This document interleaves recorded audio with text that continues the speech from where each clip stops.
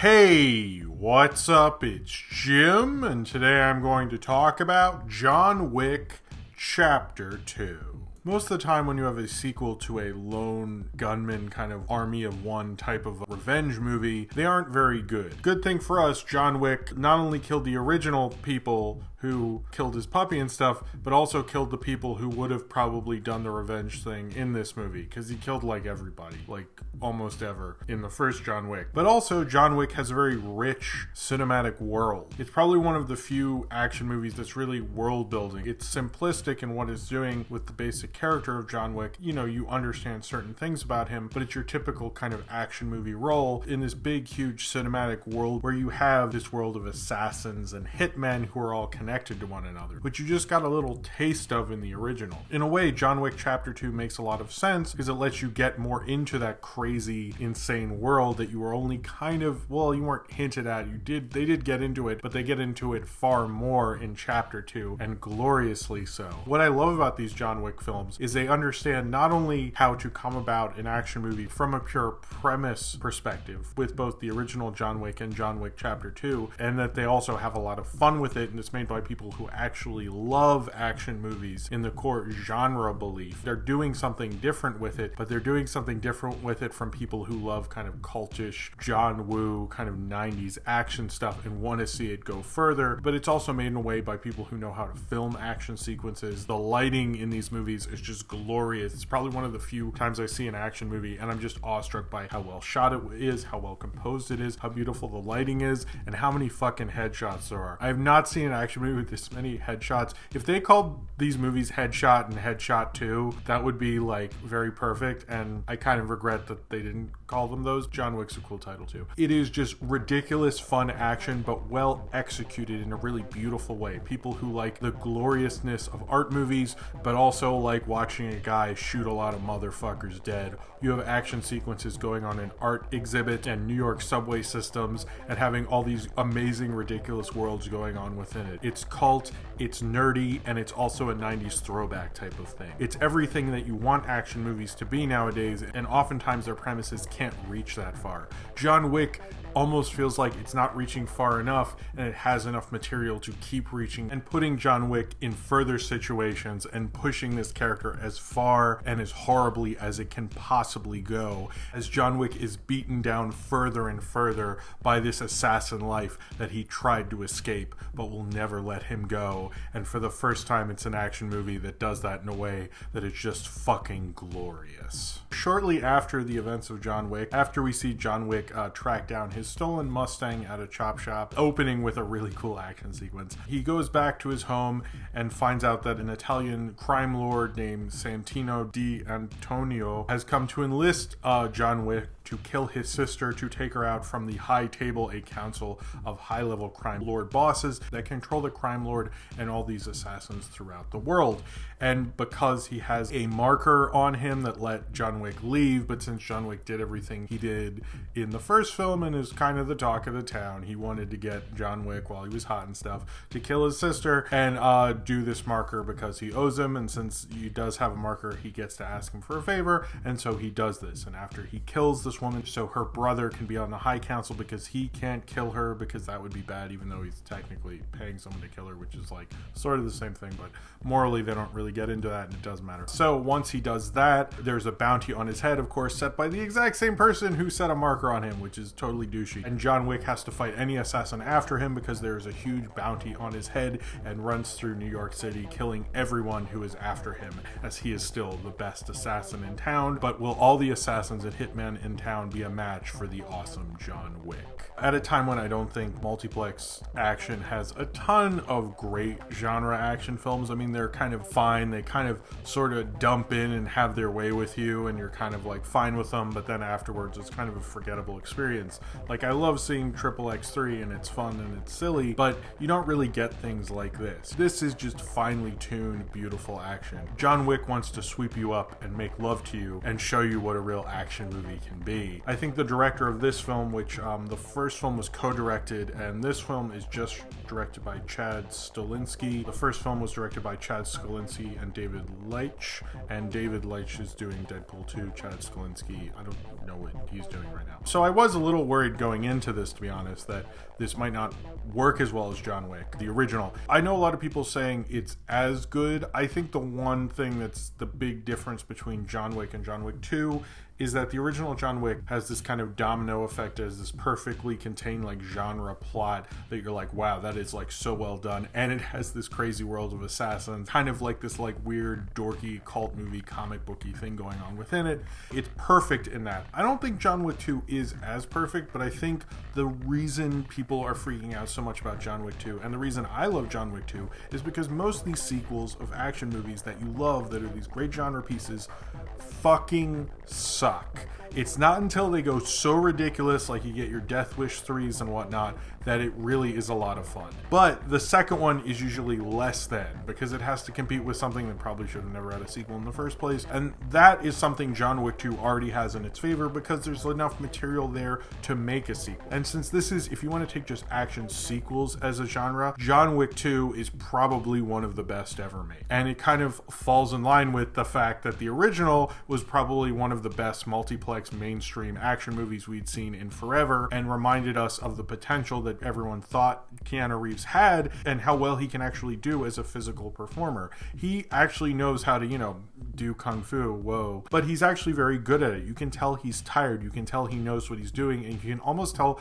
the awkwardness in how he moves, but how perfectly he moves. You almost believe him and how good he is at this. It feels like it's almost like a no-brainer, like he knows how to do it so well, and everyone else is just trying to do like 1, 2, 3, 1, 2, 3 while they're doing these steps, and he's just like, killing people with pencils and doing crazy headshots and stuff. It shows a great way to use him as an aging star, much like, you saw with the later John Waynes and such. Many, films in the 50s that knew how to use stars from the 30s and 40s. I think this film knows how to use Keanu Reeves and the filmography he's built up thus far. It makes perfect sense Lawrence Fishburne's in this, because it uses your familiarity with him and does it in kind of almost like a VOD, like, hey, I'm an action star kind of a thing, because most of these VOD things, it just goes off of, hey, this guy's in a movie and there's a gun there. And really, that's kind of like, if you look at any John Wick poster, that's what they're selling, and it works on that level, but they have so much more fun with it. Most of the time with these things, you're just waiting for the fight scene. You're going through plot and you're like, man, what do I have to do today? How long has it been since the dentist? And they're like talking about some international spy thing. You could not give less of a fuck. And in John Wick, I'm so interested in the world. It was just like amazing in it. I often think of a movie, how well it can grab me with, if I really have to pee, if I'll hold it, and I know that's like a shitty, Jack Warner used to do that kind of shit kind of thing, but I think I held it too long. I feel a little bruised after yesterday for holding it so long from seeing John Wick 2, because I was so into it. I love just seeing the scenes of him talking to people with, like, Franco Nero is in this, like, oh my god. And Lawrence Fishburne steals the show, and like having Ruby Rose and John Leguizamo and Ian McShane and Common, like, not only did you like seeing all these different characters, it sort of reminded me of The Raid 2 in a way, because you liked seeing all these crazy characters in those fight scenes. But this almost goes, I think I enjoy this more as a film than The Raid 2. This might be one of the few action movie sequels that I'd want to watch again. And it doesn't go in the kind of Fast and Furious ridiculousness. It has that ridiculous there, but it kind of does it in such an artful way. I honestly respect a lot of the filmmaking. The beautiful cinematography of having an action sequence in an art gallery, or having like the cool mirrors and reminiscing of Lady from Shanghai, while also they're in an art exhibit about the existence of the soul. Like, holy fuck, John Wick, you are just like you're just amazing. When people tell me they don't like John Wick, I honestly don't think they ever have fun. Like, not only does this come from people who love cinema, but it shows they love action cinema. And I love seeing this with an audience, because everyone who sees this is a hardcore action fan, and they're like clapping and laughing and be like, these are fucking awesome. Keanu, he is back, baby. After John Wick became such a perfect genre film and almost was like a cliche, but it was so good at it, it's glorious. It's one thing to be cliched and boring. John Wick films love being a cliche and have so much fun with it, and love the play of 90s action. That the scene of Common, who's playing Cassian, Common's truly best on-screen screen performance is in these films. And they're walking through this thing in New York, which is this new building that's like a shopping mall. It's called the Oculus. Everyone in their reviews calls it an art gallery. That it took place in the Oculus. I can tell everyone who's reviewing this movie, who I've read, who describes it as not the Oculus, is not from New York. But these are New York movies, so they're just like going like with like, well, like having the guns like here, and I love the down low kind of assassin stuff happening in public that the public doesn't really notice, that there's like this whole like underground crazy spy world that like you don't even know about, and like they're just shooting silencers while Keanu Reeves is like on the second level and he's looking at Common. They're just shooting silencers at each other. Like, the fun in this movie. Problem with action is no one knows how to shoot it well, but very few people know how to have as much fun with it as the John Wick movies do. And this film felt so wide. I was thinking about when I was watching this, like, I've seen movies all the time, but I rarely see a film on the big screen that appreciates the big screen as much as John Wick Chapter 2 did. I didn't see this in a large format theater or IMAX. I saw this on a regular multiplex theater, and it felt big. It felt like they're using the whole screen. It felt like I needed to be watching everything, but it felt distinct in what it's doing. There was never any shaky cam. If there was, I didn't even feel it. It felt very clean and precise. The cinematography by Dan Lotson, who also shot like Crimson Peak and Mimic with Del Toro, they utilize him so well. He's a DP. I've enjoyed his work before, but how well they use him in this, and the lighting in the original was great, but like, I rarely see action movies or movies in general, or I'm just like, the lighting is so rich and the colors they use in this. This is the action movie. If you're sitting around going like, Hollywood doesn't know how to make a good genre action movie, sit down with the John Wick movies and be ready to be amazed, because this is prime, beautiful action filmmaking. It understands that shooting a good action sequence is like shooting a good dance sequence. It's like shooting, Buster Keaton or something, which this director mentions in interviews, but it's true because you can see the full body. You believe that Keanu, like, not only is he really good at it, and you can impressively see that, Keanu Reeves had to do these crazy physical feats in this, and you believe it. And part of filmmaking that I don't think enough people talk about is being wowed by something on screen and really believing that. And I think John Wick Chapter 2 does that amazingly well. It does that in such a beautiful, awesome way that you're just like awestruck that they fucking pulled this off as well as they did, and that everyone's like really fighting. And people have compared some of the fight sequences to like They Live, but like, I love the fights in this, but I love the kind of gung fu, as they call it. When they're fighting with guns, that's when this film really comes alive. Like the beginning before everyone's after him, I didn't love that as much, although I thought it was like really beautiful and amazing, and I was kind of like, I mean, I'm okay with this. I think even if it kind of was flawed, it still would have been one of the better action sequels, but it just like goes beyond that. I would love to see more John Wick films. I'd like to see as many as they can plausibly make. I don't want them to like ruin it really, but this was the perfect way to follow up John Wick, and it's awesome. It almost feels so easy, feels too easy. John Wick does it in an interesting way where it opens up little worlds and it invites you in, and it doesn't tell you everything, and you can tell there's so much more there. One of the few franchises that just lets you peek a little bit and you honestly want to keep going. Wow, I wonder who they'll come up with in Chapter 3, or like, if they call it John Wick Must Die. I keep hearing like ideas like that. It just is so much fun. Even having Franco Nero and Ian McShane and a John Leguizamo cameo shows a real playfulness with the action genre, but shows people who really want to expand it. We don't have a lot of action films that are made directly and written directly for the screen. It's interesting because I feel like this is the 2017 version of what that should be. It has like a comic book kind of a way. Most people who see action films really are just seeing comic book movies, and this feels like it could be based on a comic book. It's not. It was written directly for the screen by Derek Kolstad, who wrote the first one and wrote the second one, and I hope he keeps writing John Wick movies because he's very good. I mean, he'd be perfect for writing a comic book movie because these feel very much like comic book movies, but they also feel like 90s throwback films, which I think action's been trying to do, kind of the 90s, 80s action throwback kind of a thing, but this found a way to do something interesting and update it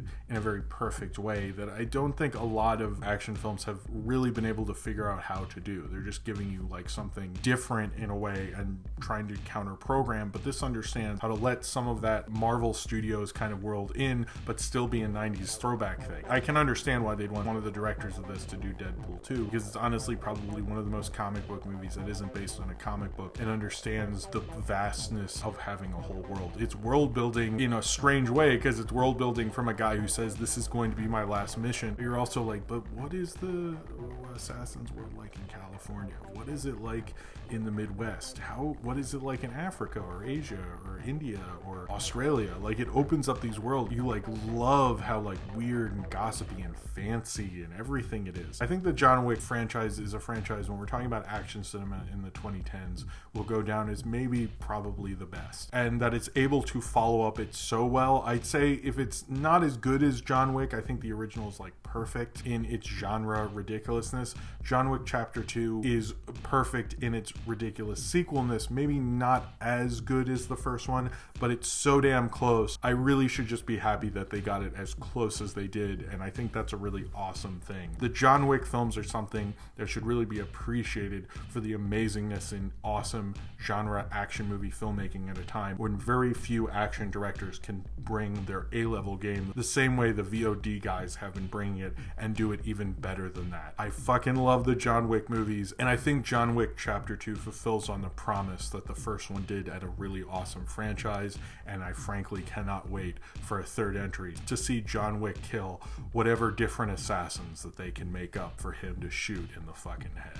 So if you have seen John Wick Chapter 2 and you would like to talk about it, then comment below in the comments and subscribe if you would like to.